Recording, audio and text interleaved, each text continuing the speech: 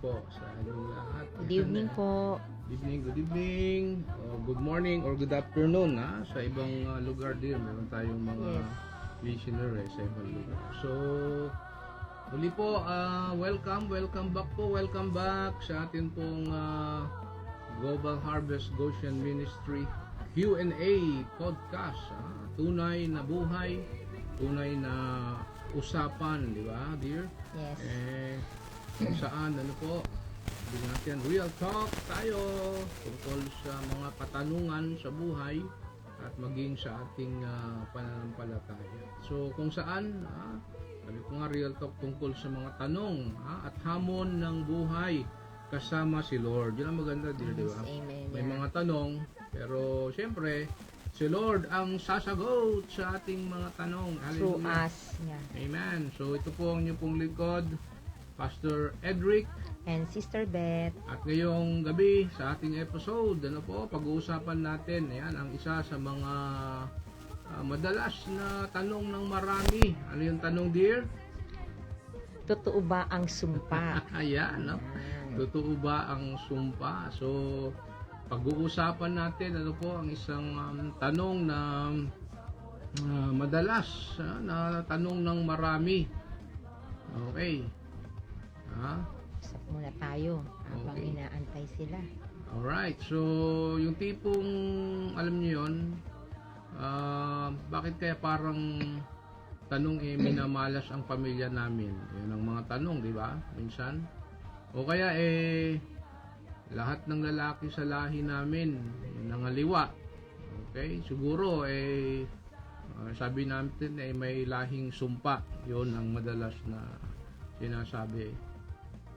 Pero ano nga ba ang totoo, dear? Ano nga ba ang totoo?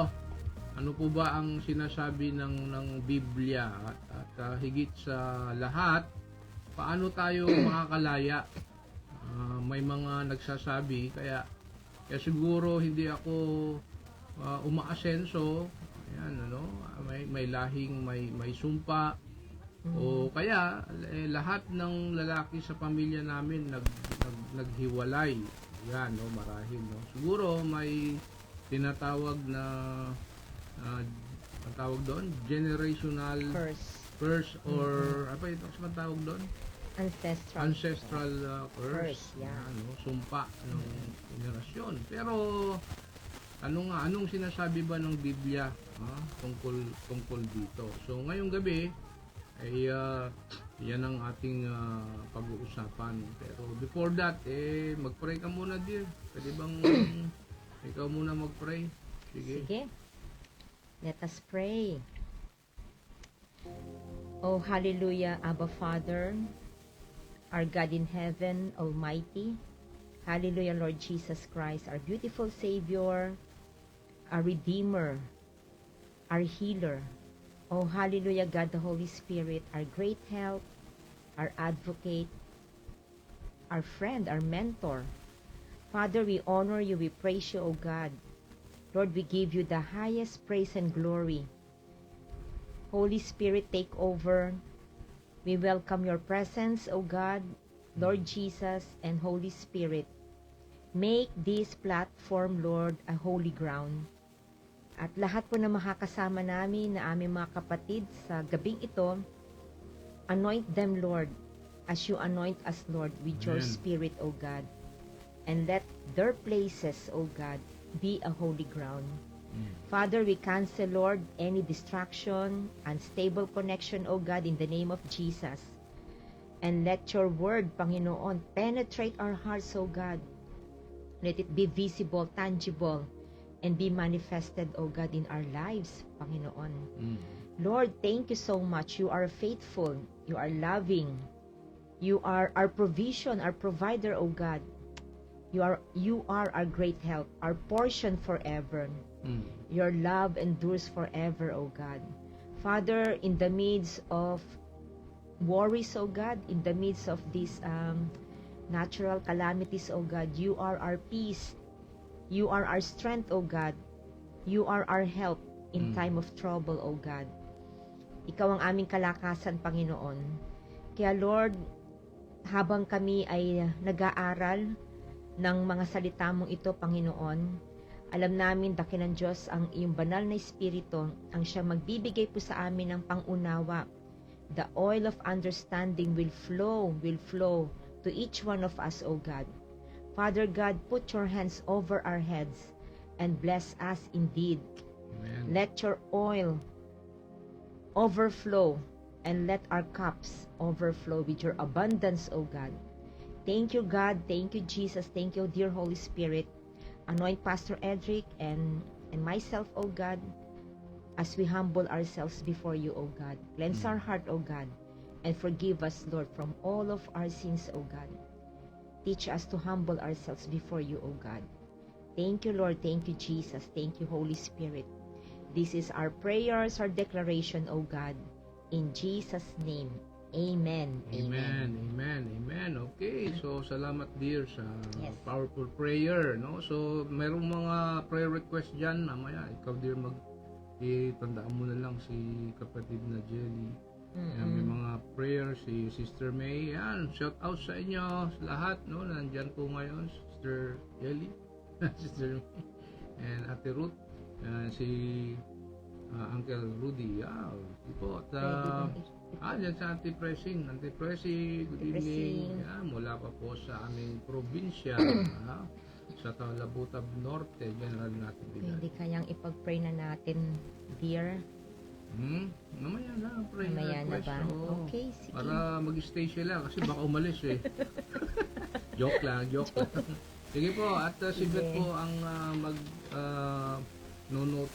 noted po ang inyong mga prayer requests, and later, no, sa atin ay sama po natin sa inyo, sa ating prayer request ang inyong pong mga prayer. Sige po, just send, no, yung inyong mga prayer request, please po, i-details nyo lang po para at least alam namin kung ano po yung eksakto po na ipag-pray namin po sa inyo at malaman Lagyan na namin. dito eh. Paki-detail po. Salamat po. Sige po, start na tayo dear, no? Yung Okay. ating sabi ko nga ay pag-uusapan tonight napakatindi, no? At yung bagay na sinasabi natin, totoo ba ang sumpa? Totoo ba ang sumpa dear? Ikaw, sa palagay mo? Yes. Oh, yan, no? Yung tipong, ulitin ko, no? Yung tipong, Yes. minsan nagtatanong tayo, bakit kaya parang minamalas ang pamilya namin, no? Natanong nyo na ba? O kaya, bakit lahat ng lalaki sa lahi namin, mga liwa? No? Siguro may lahing sumpa, o kaya puro babae ang mga anak ko. May sumpa ba sa amin? O, yun ang mga ilan sa mga maaring tinatanong natin, ano?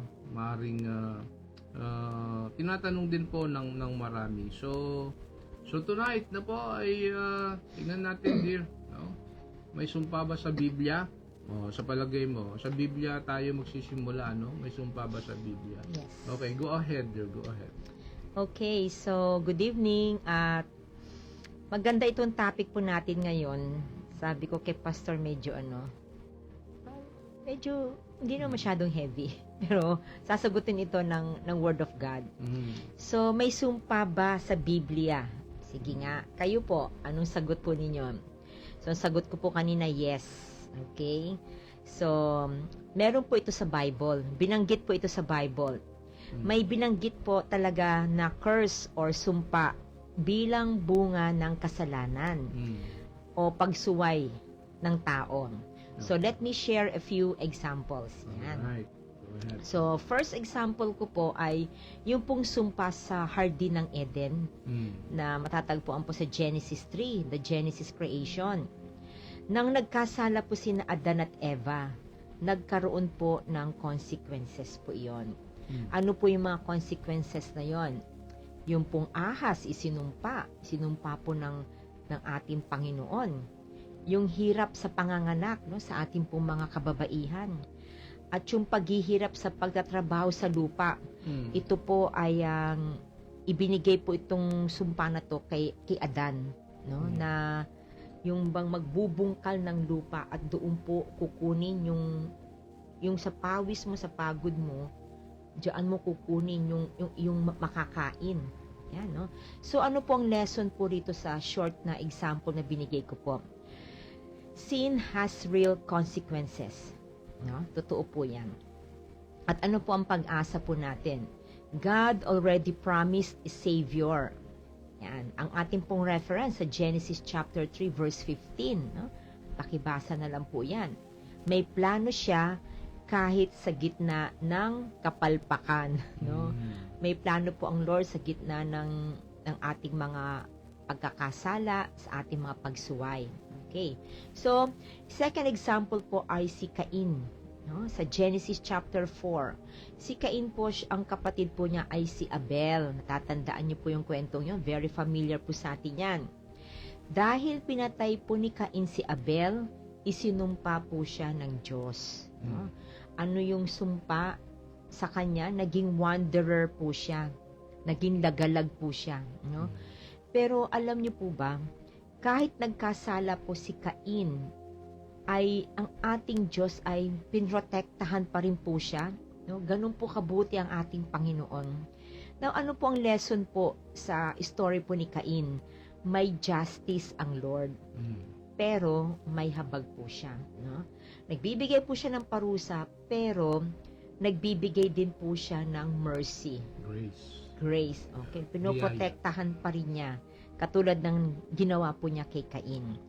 The number 3 example, based po to sa Bible, generational patterns. Yan, sa Exodus 20 verse 5. Ang sabi po ng Diyos, ang epekto po ng kasalanan ay umaabot hanggang sa ikatlo o ikaapat na henerasyon, no? From to third to fourth generation po ang ito pong effect po ng kasalanan. Pero doon po sa verse 6, no, kung babasahin po ninyo, sinabi din po ni God, but showing love to 1,000 generation of those who love me. No? Sa kabila po nun, ay ipinapakita pa rin po ng ating Panginoon yung kanyang pag-ibig, yung kanyang pagmamahal. So, what is the lesson here po? May generational effects ang kasalanan. No? So, ang ating pong pag-asa, but God's mercy is greater than any curse. Amen.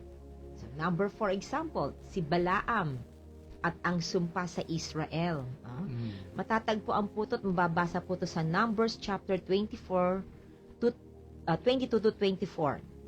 Gustong ipasumpa ni Balak ang Israel sa pamagitan ni Balaam. Si Balaam ay isang propeta po siya. Pero hindi po siya pumayag, no? At hindi pumayag po ang Diyos.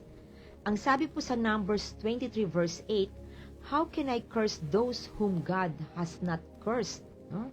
Ang bansang Israel, hindi naman po ito kinu-curse ni God. No? So what is the lesson po? Walang sumpang uubra kung iniingatan ka po ng Diyos. So sa ibang lengguwahe, walang sumpang ang tawag ito yung nawala, parang may effect. Yan, no? Kung iniingatan po ng Panginoon. Yan. Okay, ikaw naman, dear. Sige, no? Salamat, dear, dun sa at least may reference tayo, no? Siyempre, kailangan tayong karoon ng mga real story ng topic natin, no? So, sa apat po na yan na binanggit po ni Beth mula po sa Bible, talagang totoo.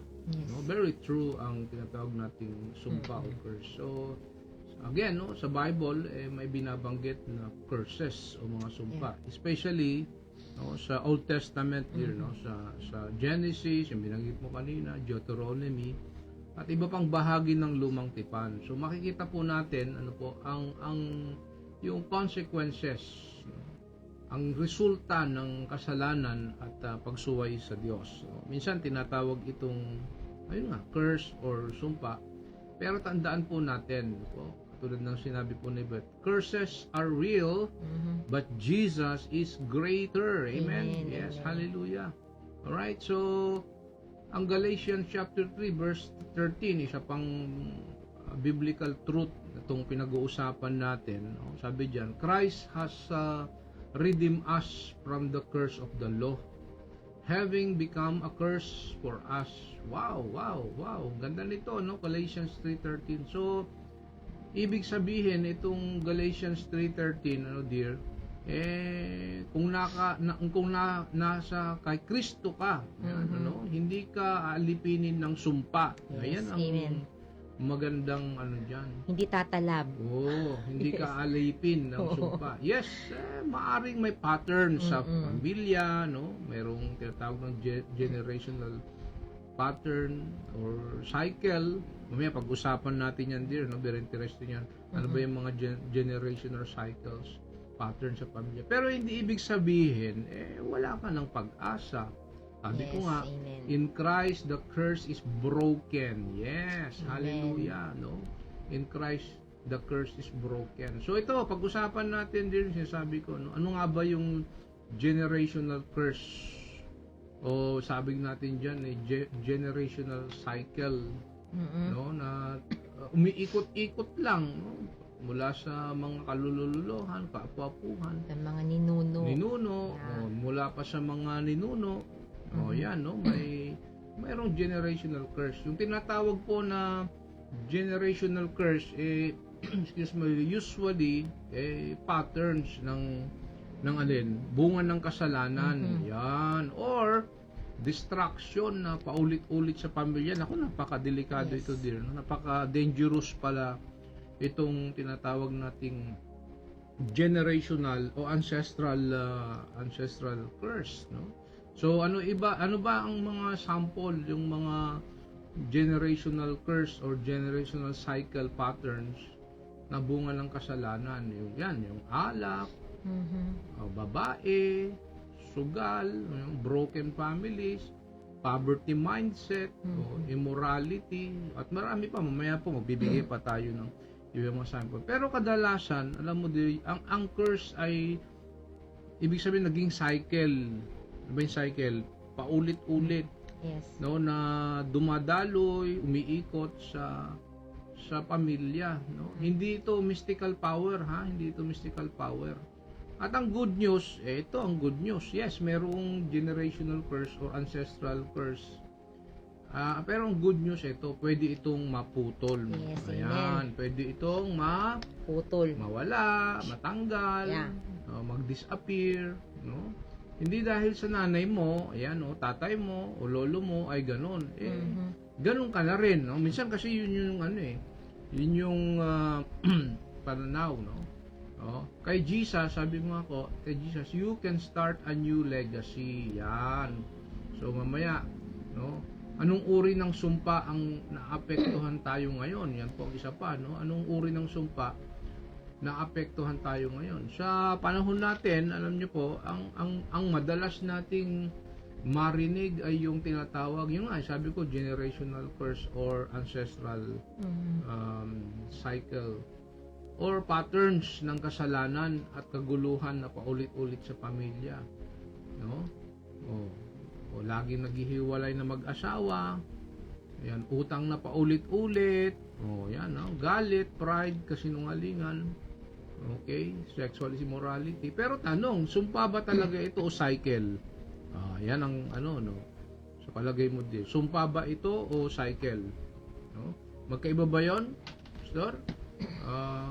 Sumpa o ito ay cycle? Madalas ito ay learned behavior, yan, no? Na napapasa dahil walang nabi-break na pattern. Okay? But here's the truth. Again, siyempre, kay Jesus, you can break the cycle. Amen? Wow, yes, yes. Kay Jesus Christ, you can break the cycle.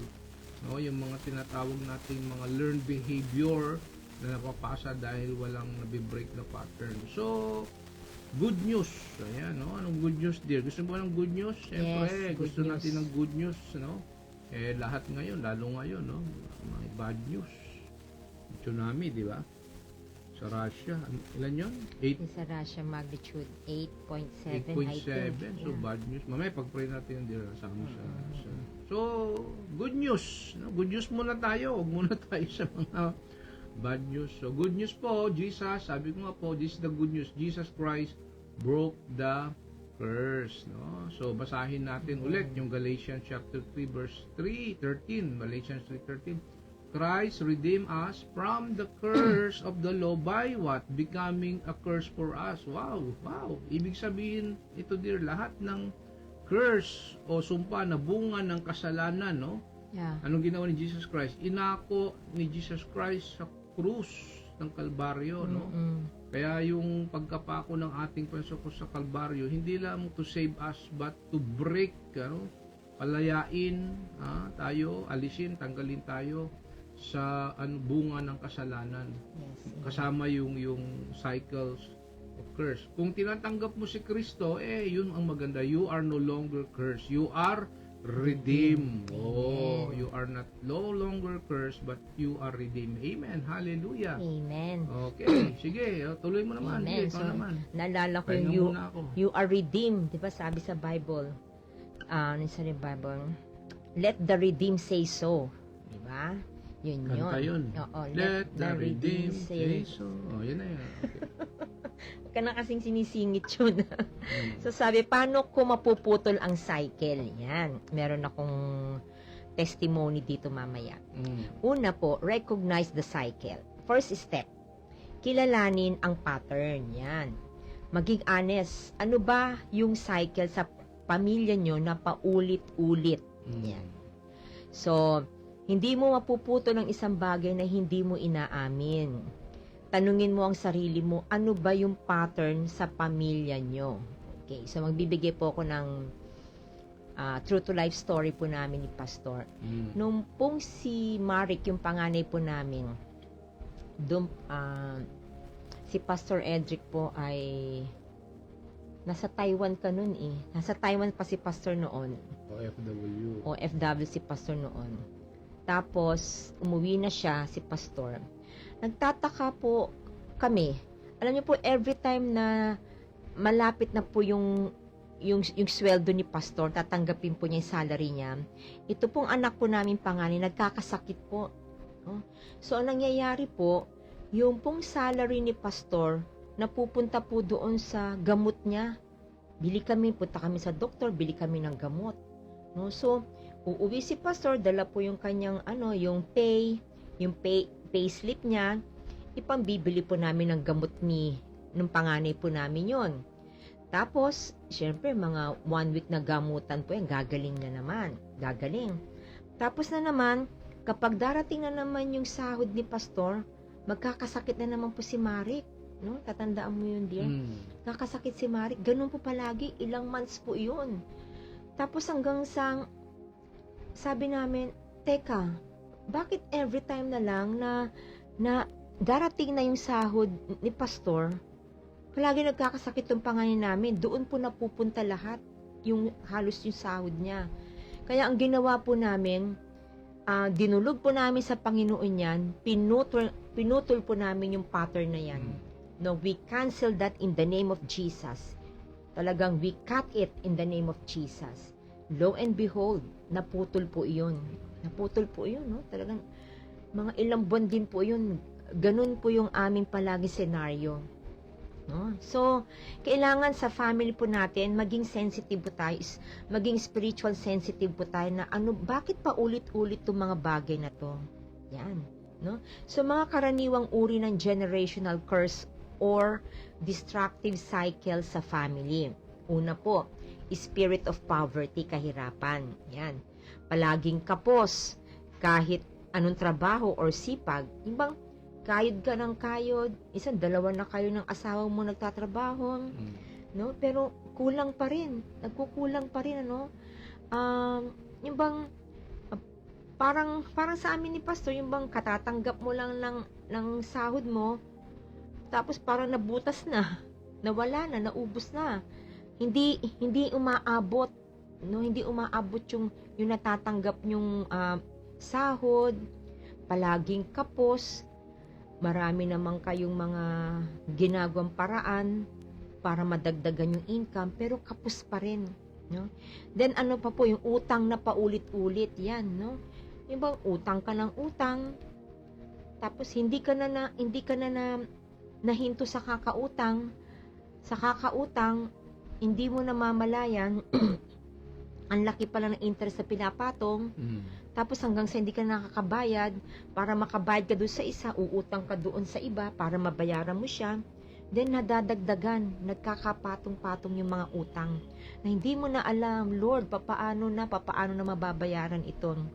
Then pangatlo, yung kakulangan sa tamang pag-manage ng resources. Isa rin po ito yung sa unang sinabi ko. Yung, excuse me, andyan po yung bukod sa trabaho, meron pang source, may mga added source of income, tapos may natatanggap pa, pero nauubos lahat, hindi ma-manage, no? Hindi nagiging good steward doon sa mga resources na binibigay ng Lord. Now, from the book of Deuteronomy 28:15 to 18, 15 to 48, isa sa mga resulta ng pagsuway sa Diyos ay ang kakapusan, yung kakulangan. Merong spirit of scarcity.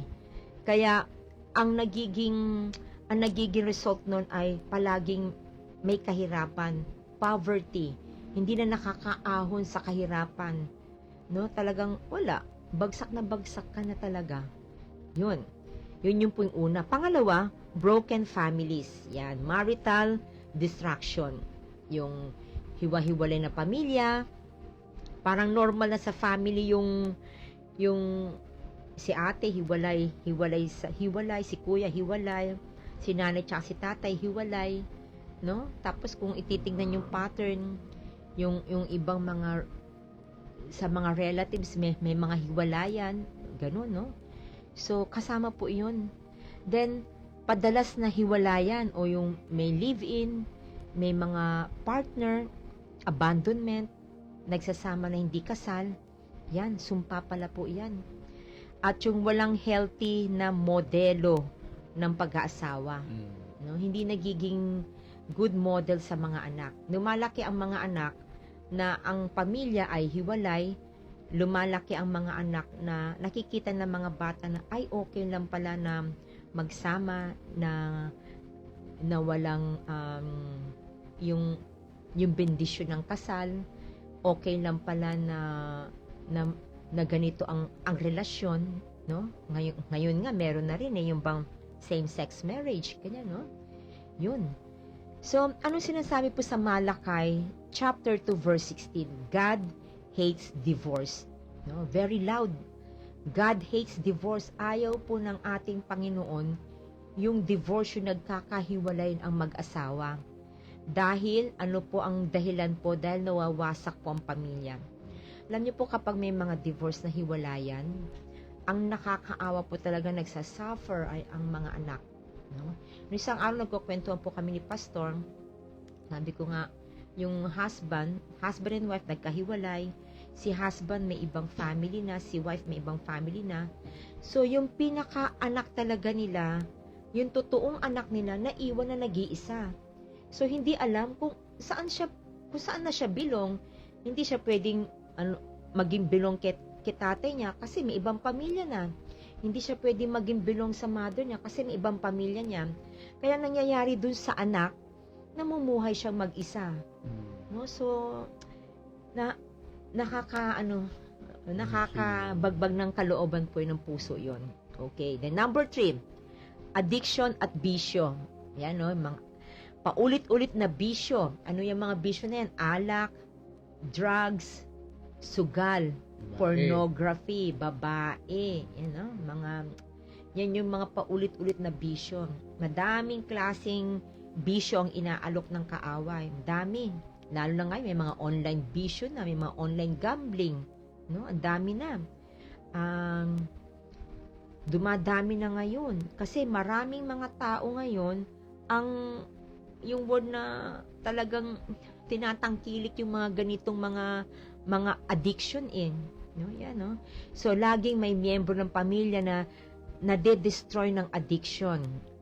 Sa alcohol, sa drugs, ano pa ba? Kahit yung sexual addiction, even sa gadget, no? Yung cellphone. Addict na, mga cyber games pa yan. Yung sa mga bata. Kita mo, nakababad na sa computer. Hindi na nakikinig sa magulang. Kaya ang nangyayari tuloy, bigla nagkakasakit na yung mga bata. Affected na yung kanilang mga nervous system, lahat ng body system nila, apektado na. So, sa Panginoon po, no, there is power to break chains and start over. Amen. Ang Lord Jesus Christ lamang po ang may kapangyarihan para i-break yung chains na yan. Yung mga pattern na yan. In Jesus' name, Lord. Yes. No? Then number 4, rebellion against authority. Yan. And pride, kasama yan. Yung bang galit sa magulang, galit sa authorities. Example ng mga authority, teachers, leaders, no? Minsan pa yung mga cell group leaders mo, mga disciple leaders mo, no? Kino-correct ka, ayaw mo magpa-correct, gagalit ka. Tapos inaalagaan ka. Pero ikaw naman, patuloy ka nagiging pasaway, no? Sa magulang, ganun. Pinoprotektahan ka ng magulang, pinoprotektahan ng magulang ang anak, pero itong anak wala, naging liberated na, naging rebelde na sa magulang. Sumasagot na, wala ng paggalang, no? Then laging may pride, ayan, o pagkasuwail. Yung pride talaga, nakakasira talaga yan. Ano yung mga pride? Pride, nakasira yan Kaya I cancel that sa mag-asawa in Jesus' name. Walang pride. Mahirap yung mataas ang ego. Yung pride, hindi makapagsabi ng sorry. Hindi makapagsabi ng forgive me, pasensya ka na. Wala. Baliwala lang, dead ma lang. Ba't ako hingi ng sorry? Ganun, no? So, akala natin, yung mga maliliit na bagay na yan, lumalaki yan. Pag inalagaan mo yung maliliit na yan, nagiging monster yan. At nagke-create yan ng napakalaking problema, nagke-create yan ng curse sa family. And isa pa, yung di marunong tumanggap ng correction. Ayan, no? Konektado sila Kino-correct mo, ayaw magpa-correct. Tinuturuan mo, hindi teachable. Gusto mo lang siyang ma-lead sa tamang path, lalo na sa mga sa mga dinidisciples, no?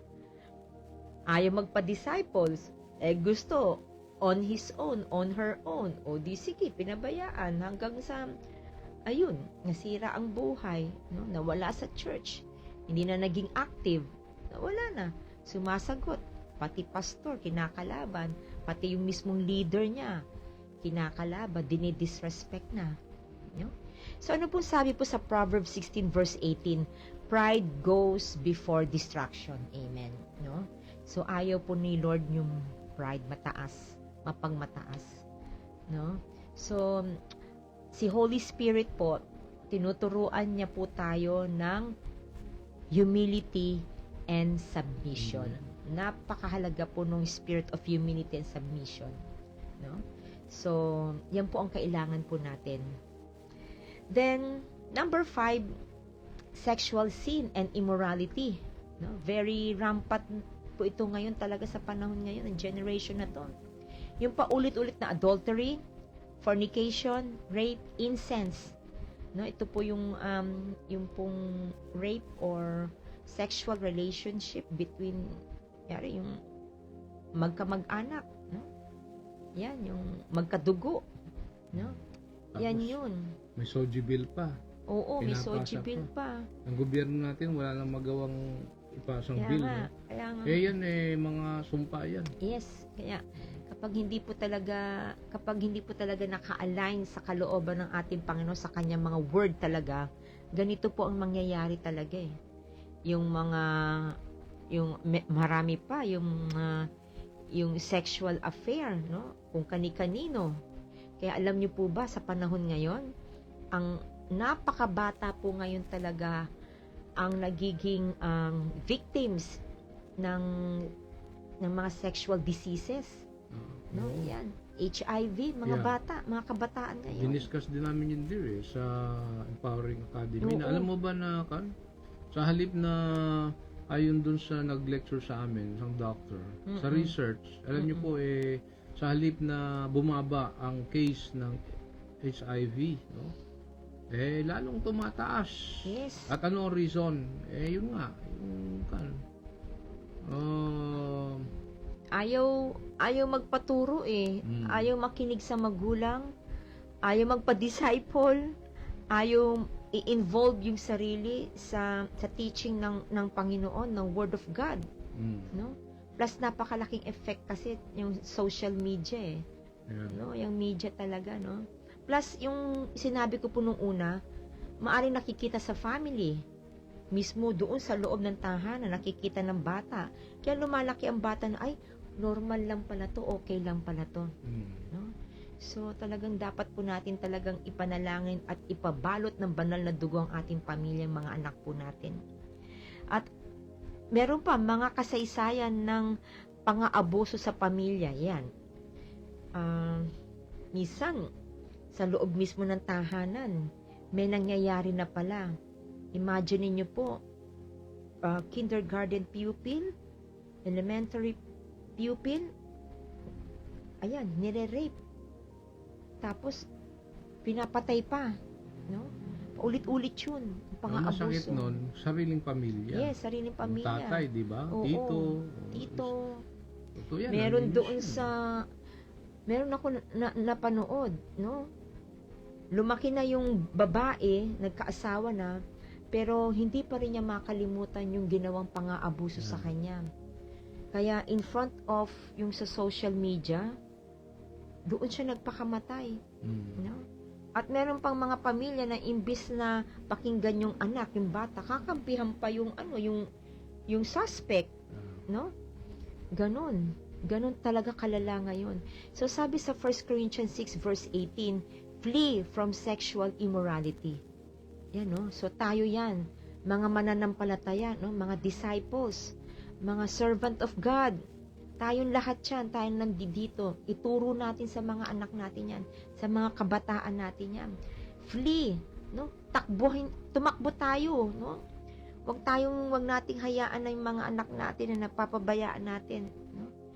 Sabihin natin, mga anak, flee from the work of the enemy, yung mga sexual immorality na yan. Alam niyo po sa ating Panginoon, may cleansing, amen? May paglilinis ang ating Panginoong Hesus sa atin. Purity and healing. Kaya, kung nakaranas man po ang isang tao ng ganito, huwag po mawawala ng pag-asa sapagkat ang ating Panginoon ay nag-aalok po siya ng paglilinis. Yung kanyang banal na dugo ang siyang ipanlilinis sa atin.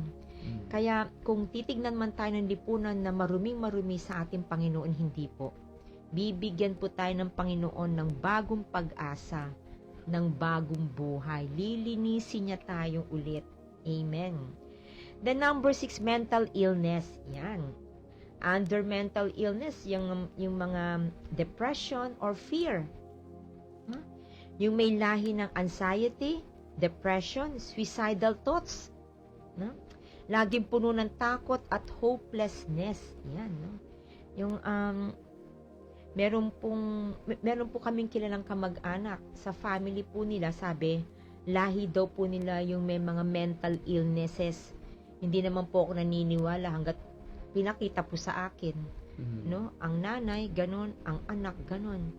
So, dahil wala po silang knowledge about the Lord Jesus, walang knowledge about the Word of God, so, hindi nila alam nagpapatuloy po yung curse So, kaya tayo na nakakaalam niyan ay i-share po natin ito, no? Let's pray for them.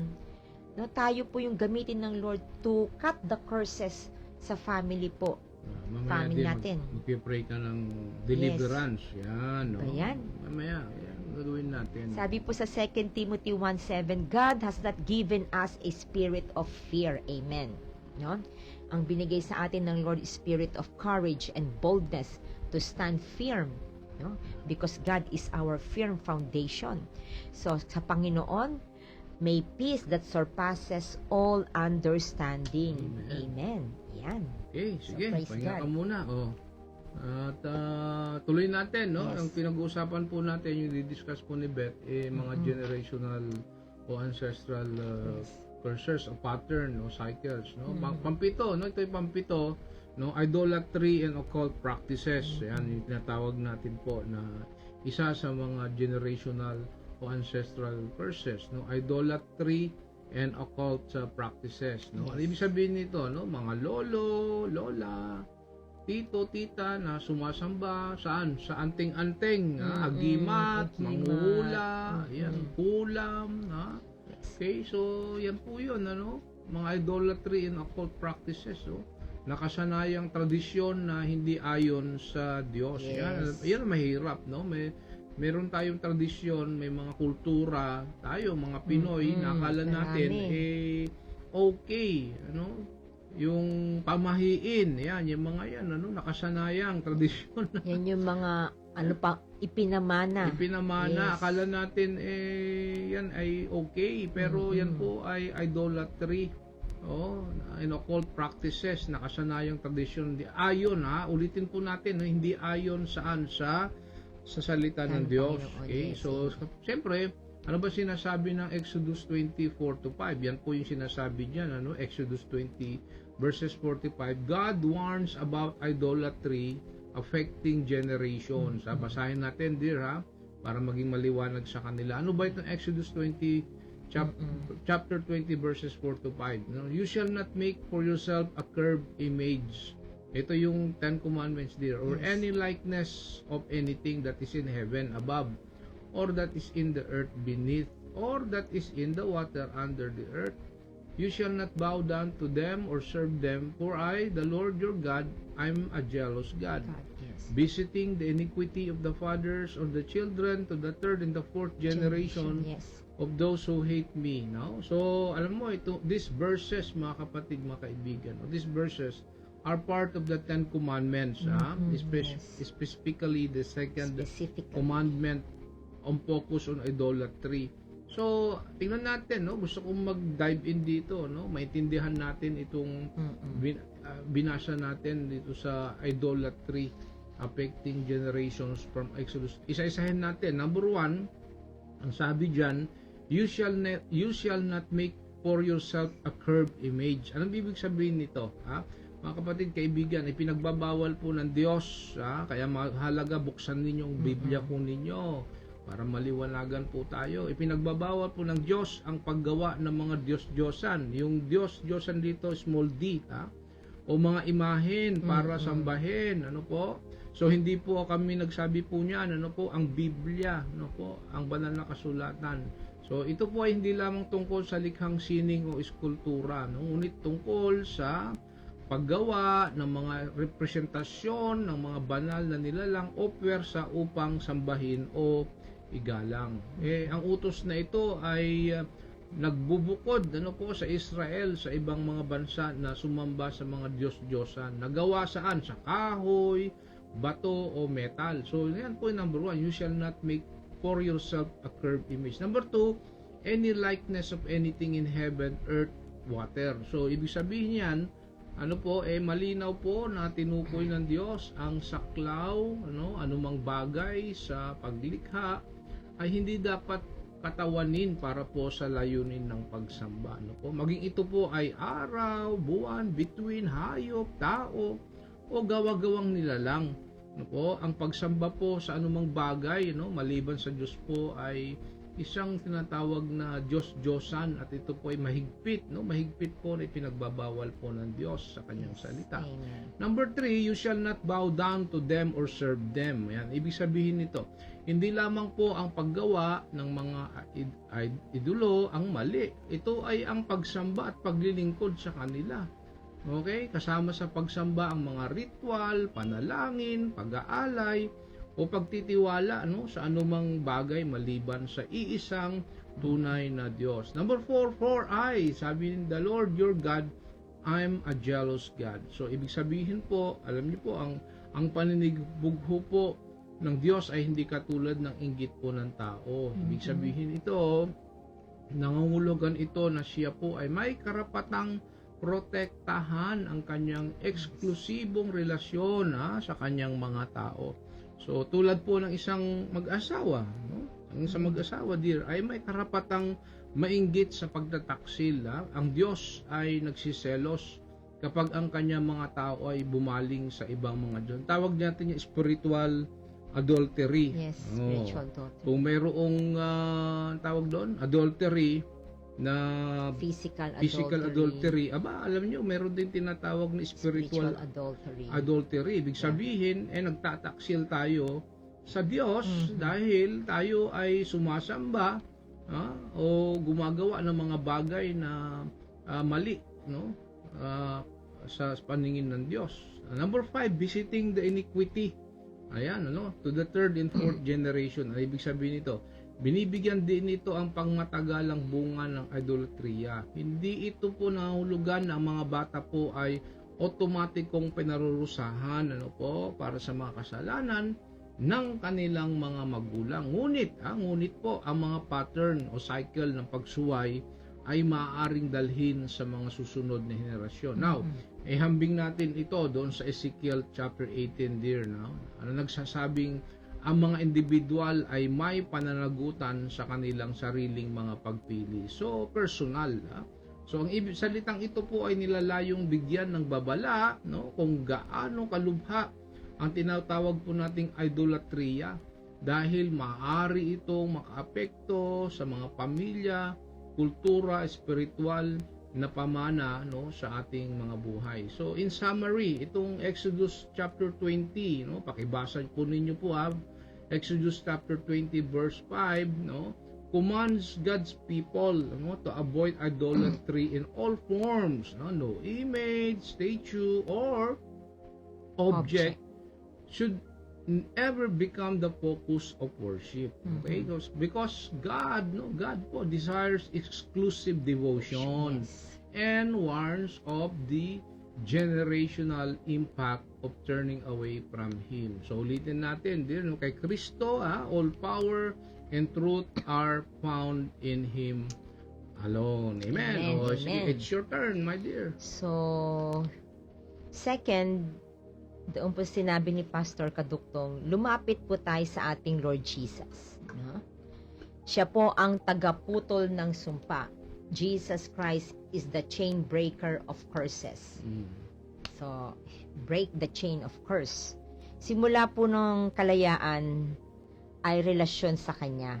Simula ng kalayaan. Ibig sabihin, simula ng, kapag naputol po yung sumpa sa atin, magsisimula po yung freedom. May freedom na po tayo. At ito po ay makukuha po natin sa ating kaugnayan sa ating Panginoon. Sabi po sa 2 Corinthians 5:17, if anyone is in Christ, he is a new creation. Hallelujah. Bago ka na. Bago na tayo. Hindi ito kaya ng positive thinking lang. Hindi rin sapat ang lakas mo lang. Ang tunay na pagputol ay nagsisimula sa relasyon sa ating Panginoon. Kaya, napaka-importante, napakahalaga talaga. Ang isa sa mga weapons natin talaga dito sa ating pinag-uusapan kung paano puputulin ang sumpa ay yung meron tayong personal and intimate relationship sa ating Lord Jesus. So sabi po sa Galatians 3:13, Christ redeemed us from the curse, amen, by becoming a curse for us. So tinubos tayo ni Kristo sa sumpa ng kautusan sa pamagitan ng pagtanggap niya ng sumpa para sa atin. Sapagkat nasusulat, isinusumpa ang bawat ibinitin sa kahoy. So tayo po ang dapat tumanggap ng sumpa Pero ang Panginoong Jesus, siya po ang tumanggap nun. Naging sumpa siya because of us. Dahil sa kasalanan po natin. Kaya yung sinasabi po rito na isinusumpa ang bawat ibinitin sa kahoy, ito po yung ipinako po ang ating Lord Jesus. Ang sabi po sa Galatians 3:13, ang nagsasabi na pinalaya tayo ni Jesus mula sa sumpa ng kasalanan at ng kautusan. So paano? Tinanggap niya mismo ang sumpang dapat sana ay sa iyo at sa akin. Hallelujah. So dapat tayo yung ipinako sa krus. Dapat sa atin dapat yun. Pero kinuha ng ating Panginoon yon, yung sumpa na yon, naging sumpa siya para sa atin. Siya yung ipinako sa krus. Ang sabi nga po, di ba nung nasa cross po siya, sino po yung mga katabi niya, mga criminals, Yeah. no? So ang cross pala ay sinisimbolo din ito yung kahihiyan, no? Kahihiyan, shame. Yung shame na dapat na ang tao, dapat tayo po iyon, pero ang Lord Jesus ang kumuha nun. No? Kinuha niya sa atin yun. Ganun po tayo kamahal ng ating Panginoon. So ganun po yung divine na kaparaanan, no, ng ating Panginoon to break the chain of curse, no, sa pamagitan ng pagtanggap niya ng sumpa para sa atin. So hindi lang basta tinanggal ni Jesus yung curse, kinuha niya ito sa sarili niya, no, kinuha niya yung curse sa iyo, kinuha niya yun. Namatay siya sa krus bilang kapalit natin. Hallelujah. Thank you, God. Thank you, Lord. Isinusumpa ang bawat ibinitin sa kahoy. Ito po yung quote, no, mula sa Deuteronomy chapter 21 verse 23 na nagsasabing ang taong ipinako sa kahoy ay isinumpa. So sa pamagitan ng kanyang kamatayan sa krus, Jesus bore the full weight of our curse. No, yung curse na dapat sa akin, curse na dapat kay pastor, curse na dapat sa inyo, kinuha ng ating Lord Jesus Christ yan. Kahit wala siyang kasalanan. Imagine niyo po, no? The Son of God, the King of Kings and the Lord of Lords, kinuha niya yung curse na yon na dapat ay sa atin. Tayo dapat ang isusumpa dahil sa mga kasalanan na gawa natin. Pero ang Lord Jesus Christ ang tumanggap ng kaparusahan niyan lahat sa halip na tayo. At dahil po dyan, malaya na tayo mula sa curse. Hallelujah, no? Curse ng kasalanan, ng pagkatalo at kahihiyan because of the Lord Jesus Christ. Hallelujah. Amen. So ano pong application nito? So hindi ka na cursed. Hindi na tayo isinumpa because Jesus has blessed us so much. Yung supernatural blessing was upon us, no? Ay binigay ng Lord sa atin supernatural blessings. No, yun ang binigay ng Lord sa atin. That's why we are supernaturally blessed because of the Lord Jesus Christ. So, next, hindi mo kailangan bayaran ng kasalanan mo. Bakit? Binayaran na kasi ito ng Lord Jesus Christ doon sa cross of Calvary. Siya na nagbayad noon. Kaya hindi po katanggap-tanggap yung ikaw ang magpapasan ng cross, magpapapalo ka, ipapapako mo yung sa cross mo, yung penitensya. Hindi po. It's an insult to the Lord Jesus Christ. Kasi siya lamang po ang dapat yun dahil ang ating Panginoon blameless, walang kasalanan, very pure, holy, no? So number 3, hindi ka na alipin ng guilt o ng family curse. You are free. Amen. You are free. Yan. So ano pong application nito? So para matanggap po natin ang lahat na ito, tanggapin po natin ang Lord Jesus Christ bilang ating tagapagligtas, diba? Bilang our Lord and Savior, our Redeemer, our chain breaker, no? Our curse breaker. Yan. So kapag nasa Kanya na tayo, kapag na kay Kristo tayo, alam po natin yan, wala nang sumpang may kapangyarihan sa buhay mo. Wala na, mawawala na yung sumpa na yan. No, mawawala yan. Because the Lord Jesus Christ at yung kanyang precious blood ang siyang nakakover sa atin. No?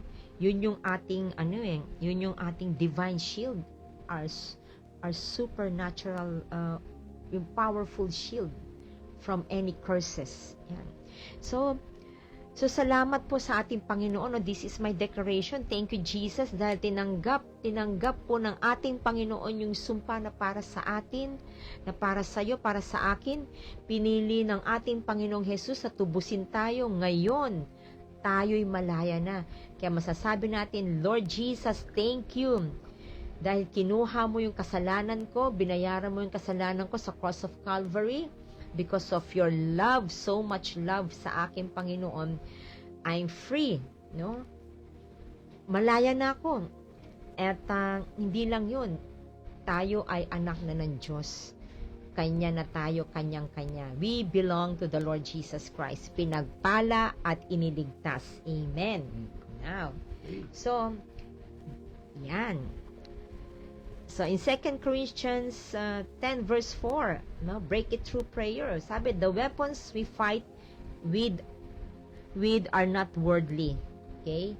They have power to demolish strongholds. Hallelujah. Ang mga sandatang ginagamit natin sa ating spiritual na laban, yan yung spiritual battle, ay hindi pangkaraniwang armas. Hindi po ito yung pangkaraniwang espada lang. No, it is not an ordinary weapon. Hindi ito yung baril, hindi ito yung espada, hindi ito yung pera, influence, or kahit katalinuhan ng tao. No, iba ito. Ito po'y galing sa ating Panginoon at may kapangyarihan mula sa langit. Okay. So, sa madaling salita po, ang laban, no, ang labanan natin bilang mga Kristiyano ay hindi physical kundi spiritual. Kaya meron tinatawag po yung spiritual warfare. Yan, alam po yan. Alam niyo po yan ng mga nakikinig po dito, ng mga kapatid po namin. So, alam niyo po ba, the day that you accepted the Lord Jesus Christ as your personal Lord and Savior, that was the day you pronounced, no, war against the enemy, against the devil, against the spirit of darkness, no? So you are at war na, no? At dahil spiritual po ito, kailangan spiritual din po ang ating weapon. At ang isa po diyan ay ito po yung mga spiritual weapons natin: prayer, salita ng ating Panginoon, faith in God, yung ating spiritual devotion sa Lord, at yung pong power of the Holy Spirit. No? Yung mga strongholds po na ito yung mga kuta ng mga kasinungalingan, kasalanan, takot, doubt, pride. Lahat ito galing sa diablo to eh. Lahat to galing sa spirit of darkness. Lahat ng ito ay kayang gibain ng kapangyarihan ng ating Panginoon. No? Doon pa lang sa cross, 'di ba? Nung doon pa lang sa cross, nagtagumpay na ang ating Panginoon eh. Na-break na niya tong curse na to, na-break na niya.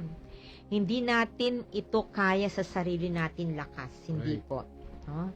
Pero kaya po ito ni Lord. Kaya po nito ni Lord. Hindi natin kailangan lumaban gamit ang paraan ng mundo. Ang lakas natin ay galing po sa Diyos. Amen. Amen. So, kayang gibain ng kapangyarihan ng ating Panginoon ng anumang hadlang, kasinungalingan at matagal ng tanikala sa buhay natin. Amen. Yan. So, ano po yung application po nito? Kung meron tayo or meron kayong kinahaharap na matinding struggle, gaya po ng nabanggit po namin ni Pastor Edric, addiction, depression, pride, unforgiveness, at marami pa, no? Marami pa. Wag mong labanan sa sarili mong paraan, no? Dahil wala, matatalo lang po. Matatalo lang tayo. Lumaban po tayo sa paraan ng Diyos. Let the battle be with God. The battle will fight, no? The Lord will fight the battle for us, no? The battle is His, hindi po tayo yan. Ang ating gagawin ay makipag-war tayo with our bended knees. Yan. So, magtiwala po tayo sa kapangyarihan ng ating Panginoon dahil kahit gaano kalaking stronghold, mas malakas po ang ating Lord Jesus Christ. Pray with authority. You are no longer a victim, but you are a victorious in Christ. Hindi mo lang labanan emotionally, kundi labanan mo to spiritually. Huwag natin daanin sa iyak. Kapag tayo nakikipaglaban kasama ating Panginoon, we are a warrior. Okay? So, declare in prayers in Jesus' name. No? Sa pangalan ni Jesus, pinuputol ko ang cycle ng galit, ng kasalanan at kahirapan sa pamilya ko.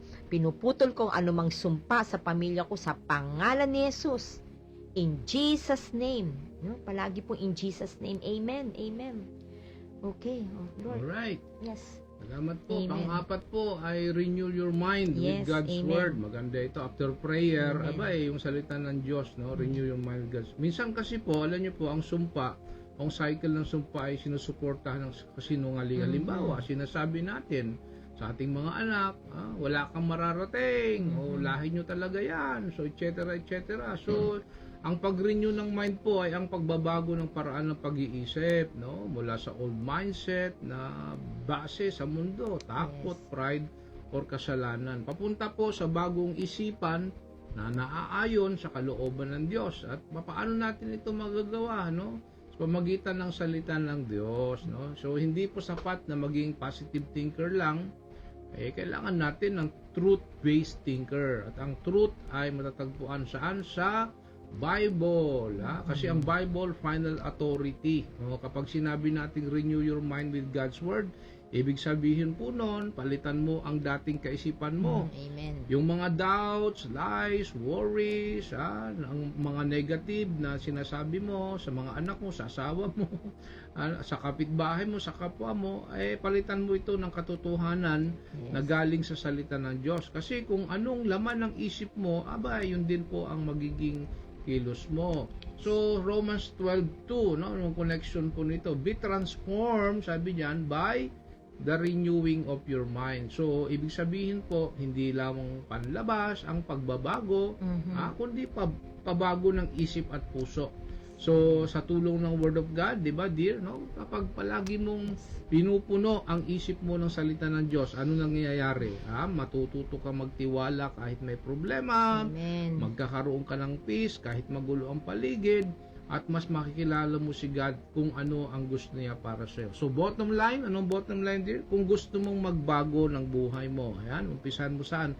Sa isip. At kung gusto mong mabagong isip mo, umpisahan sa salita ng Diyos, palitan ang old mindset, basahin, alamin, at isabuhay ang salita ng Diyos. So, number 6, no? Build a new legacy. Ganda nito, dear. Build a new legacy.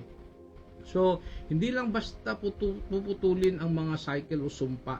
Itatayo mo rin ang bagong kwento ng buhay ng pamilya mo. Deuteronomy chapter 7 verse 9. Sabi niyan, God keeps His covenant of love to 1,000 generations of those who love Him. Tandaan natin mga kaibigan, mga kapatid, na ang Panginoon na Diyos nyo ay Diyos natin, tunay na Diyos. Tapat po siya sa kanyang pangako.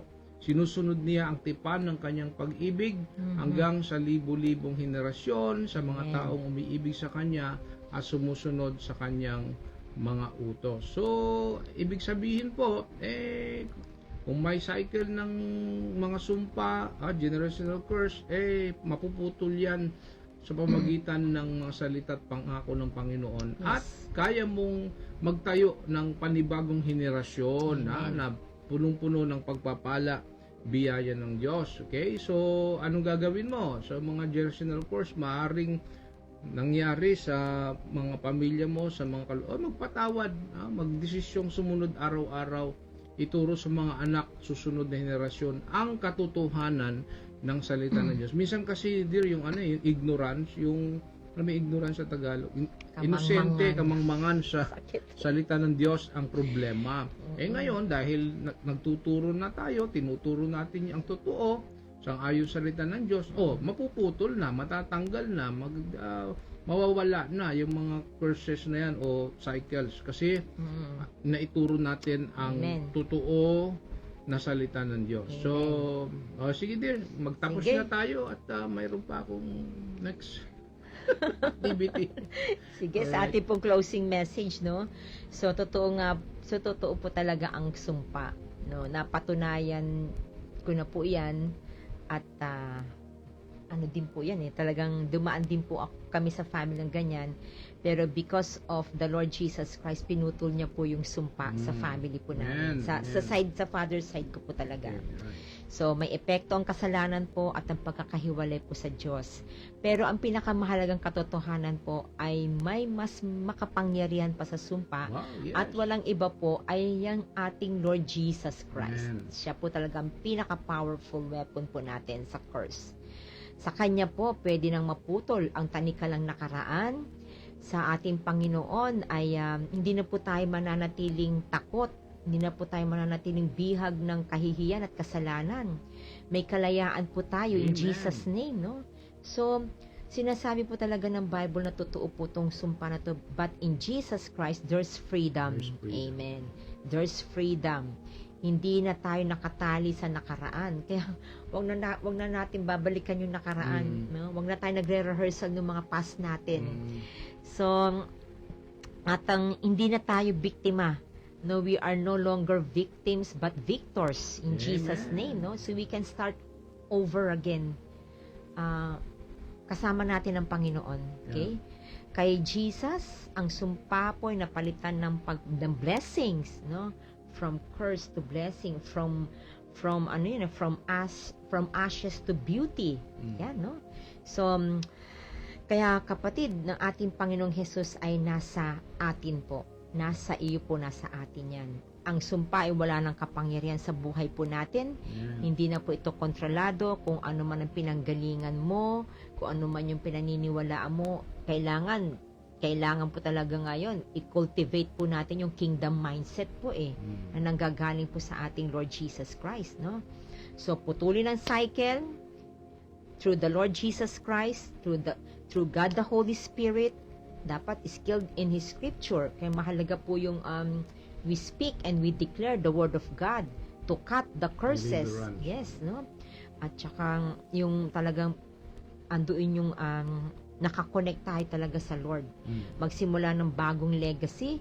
Kaya mga kapatid, no, totoo man ang sumpa noon, mas totoo ang kalayaan po natin sa ating Panginoon ngayon. Amen. Hallelujah.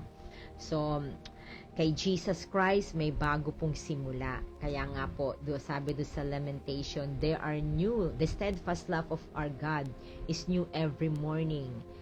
His mercy are new every morning. Great is thy faithfulness. No? So, you are not cursed. You are called. We are called. We are chosen. And we are loved. Amen. Okay, no? So, sige po. Let me share to you this closing prayer. So, Lord Jesus, thank you dahil hindi kami hawak ng aming nakaraan. Praise God. Hindi kami didiktahan ng aming nakaraan, Panginoon. And thank you, Lord Jesus, sa power of your cross, the power of resurrection. Dahil po dito, Panginoon, pinutol niyo po ang bawat sumpa, binigyan mo kami ng bagong simula. Oh, Lord Jesus, tulungan mo kaming piliin ng tama. Through the power of God, the Holy Spirit, baguhin niyo po ang aming mindset. I-cultivate namin yung kingdom mindset, O God, at magtiwala po kami na may bagong kwento. Babaguhin niyo po yung kwento namin, Lord. Hindi na po yung kwento ng nakaraan, kundi kwento na kasama ka namin, Panginoon. Kwento na kami pinalaya, kwento na kami ay supernatural, blessed person, a blessed child of God. Yan. Sa pamagitan mo, Lord Jesus Christ, ang lahat ng sumpa ay naputol na in the name of Jesus. Hallelujah. Thank you, Lord. Hindi na kami alipin ng nakaraan, ng kasalanan, ng anumang kahihiyan. We are no longer defined by the shame of this world, no? Dahil may kalayaan na kami sa Lord Jesus Christ. And salamat po, Panginoon, because you have forgiven us, O God. You have given, Lord, the power, Lord, for us to forgive others then, Panginoon, who have hurt us, O God. And thank you for the power of your blood at sa bagong simula na meron kami, Lord. Thank you, Lord, that we are chosen, called, and we are your children, O God. We are the children of the light, Father God. Thank you, God. Now, thank you, Lord. You have already break the chain of Amen. curse, of shame, O God, in the name of Jesus.